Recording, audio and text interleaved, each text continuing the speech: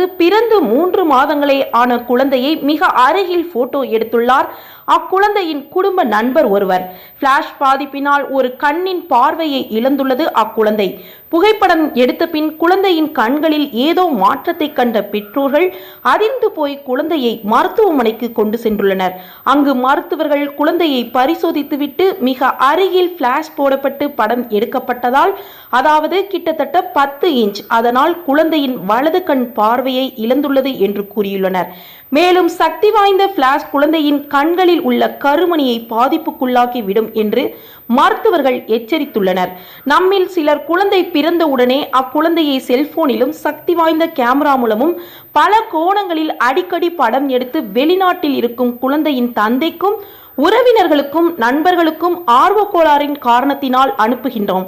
அப்படி படம் எடுப்பதும் குழந்தையின் தாயார் குழந்தைகளின் மிக அருகில் செல்போன்களை வைத்துக்கொண்டு பேசுவதும் அந்த குழந்தையின் உடல் நலத்திற்கு கேடு விளைவிப்பதுடன் உளவியல் ரீதியாகவும் பெரும் பாதிப்பை ஏற்படுத்தும் என்பதையும் ஏனோ மறந்துவிட்டு செயல்படுகின்றனர். சில மருத்துவமனைகளில் குழந்தைகள் பராமரிப்பு குறித்தும் குழந்தைகளை எளிதில் பாதிப்பிற்கு உள்ளாக்கும் கதிர்வீச்சுகள் குறித்தும் பெற்றோர்களிடத்தில் விழிப்புணர்வு ஏற்படுத்துவதை மறந்துவிட்டு பணம் ஈட்டுவது ஒன்று மட்டுமே குறிக்கோளாய் இருந்து வருகின்றன.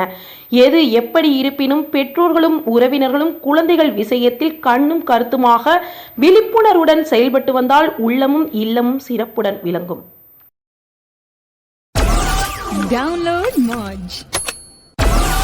Download Moj.